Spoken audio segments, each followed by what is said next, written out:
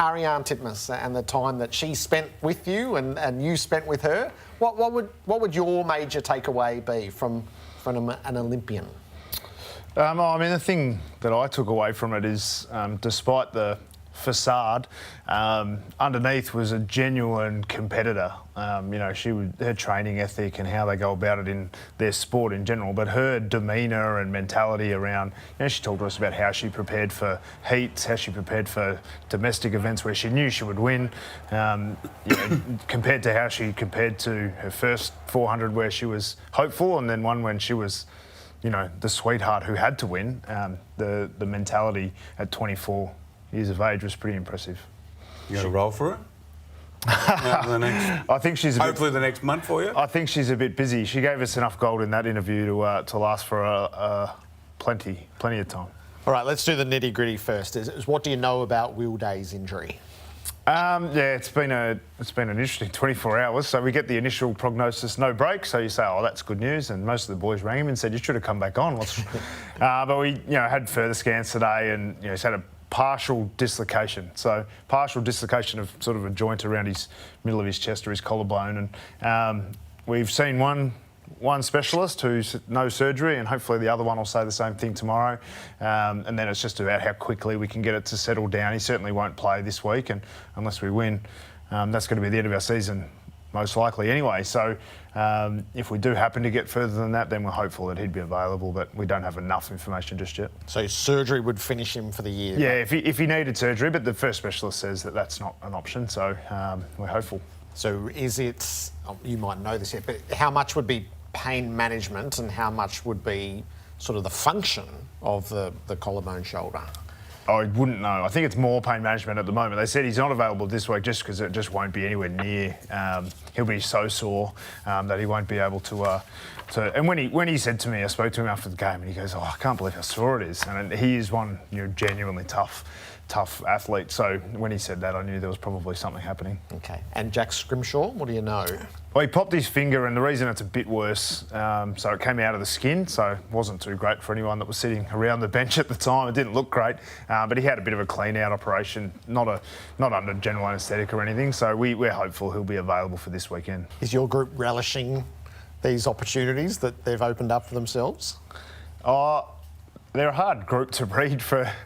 I'm 41 years old. I got no idea what they're talking about half the time. They're practicing their celebrations at training. But the thing that I focus on is the parts of the game that matter to my generation. Are we still tackling? Are we still training hard? Are we still bringing energy for defensive drills? Are we still doing those things? And if they do them, then all the freedom to them about what they do and how they celebrate a tackle or a goal. But I think the players have enjoyed, some aspects of the way we're playing and getting some reward on the scoreboard. How do you rein in or encourage the flair and the speed and the dare while still trying to play the manner in which you want to play, which is basically the fundamentals of football? How have you been able to successfully at this stage sort of manage both, the fundamentals versus the flair? I don't really get too involved in the flair other than say, every player gets drafted for a reason. Every player gets a game in the AFL side for a reason, and promoting those things, making those things as big a part of your game as possible is what we all want as coaches. And then from a fundamental team point of view, I think one of my most said quotes is do the simple things well. So if you do the simple things well, sometimes it can look amazing as a collective, but most of the individual actions aren't amazing. Every now and then there'll be something fantastic, but mostly good bits of play are from multiple simple things done cleanly and consistently through passages of play. Are you the kind of coach to talk about winning premierships, or you just let that? I'm not sure. Let them think about that themselves in their own heads? I'm not sure just yet. I think we are very much one step at a time, and sort of made myself every time you ask me about too much about further ahead, every game for us has been an elimination final, and when we play this week, we won't know whether we have to win or not. So we have to win this week, otherwise we might not be there. So the task right in front of us is the one that we're very focused on. But we know, and the players are smart enough to know what we're playing for. And Calsher Dear, he'll be in here tomorrow night. He's got the Rising Star nom.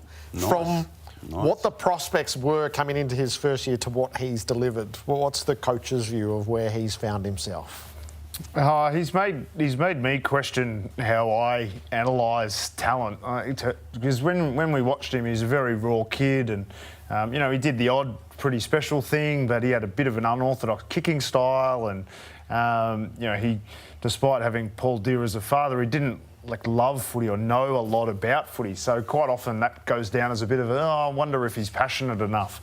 But from when he's walked in, the amount of learning that he's been willing to do and the competitiveness of him, I think you look at some talls and they might not be as competitive, and you know that they're going to have the athletic attributes, and you back that in over time, which is the traditional model. But certainly he's made me challenge that thinking that competitiveness will get you there quicker, and how high his ceiling is, I think, is going to be really interesting, not just for me, but I think everyone's going to look at him and think, potentially we've been judging some things harshly and overvaluing them, and maybe some things we've been undervaluing. He's